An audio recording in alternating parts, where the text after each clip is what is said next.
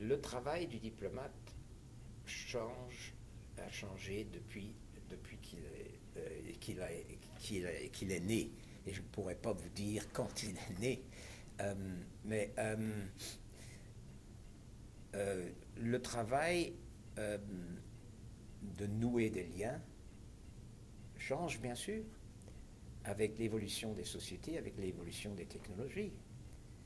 Euh, les liens que vous nouez avec des individus aujourd'hui se font beaucoup plus rapidement qu'ils se faisaient autrefois. On ne, on ne fait plus beaucoup de correspondances personnelles et intimes comme le faisaient nos grands-parents. Euh, pour les diplomates, il a changé énormément au dernier siècle et encore aujourd'hui, surtout, comme vous dites, à cause des moyens de communication et des moyens de voyage.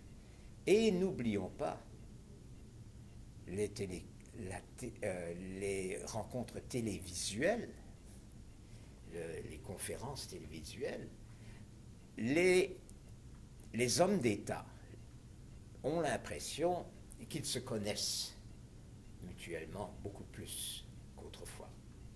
Ils sont à tu et à toi assez rapidement, surtout quand il s'agit d'Américains, de certains Européens. Ils utilisent leur prénom, ils se disent amis. Mais n'oublions pas non plus que les hommes d'État changent très fréquemment. Nous le voyons à chaque élection. Il y a des nouveaux représentants à ce niveau-là.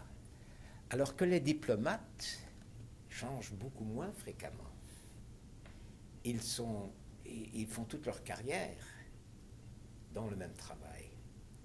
Et eux se connaissent. Finalement, ils finissent par se connaître mieux que les hommes d'État. Eux aussi ont des relations qui ont énormément changé. Et c'est surtout à cause de la technologie. On peut maintenant avoir des réponses à tout, presque immédiatement. On ne peut plus dire à quelqu'un à un interlocuteur qui exerce beaucoup d'influence sur vous et qui met beaucoup de pression sur vous. Écoutez, donnez-moi le temps.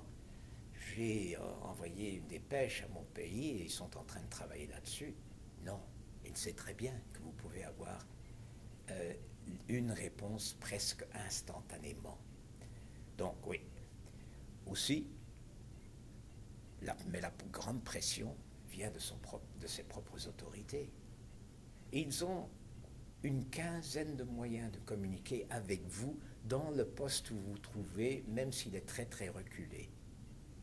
Et ils s'attendent à avoir des réponses immédiates. Donc oui, c'est en pleine évolution. Ils doivent premièrement avoir des talents de communiquer par l'Internet, de communiquer par téléphone cellulaire, enfin toutes sortes de talents qu'on ne connaissait pas.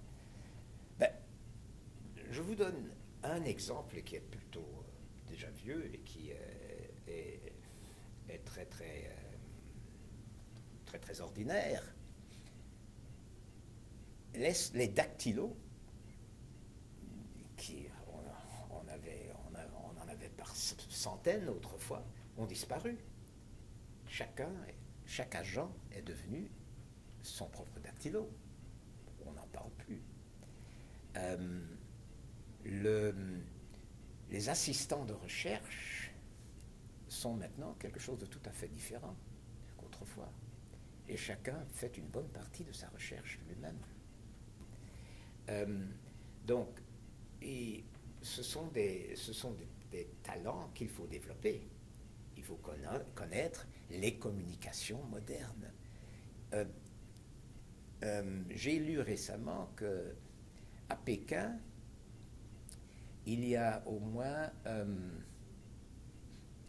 une dizaine de pays dont les ambassades ont un blog régulier sur le Weibo, qui est le système de blocage chinois.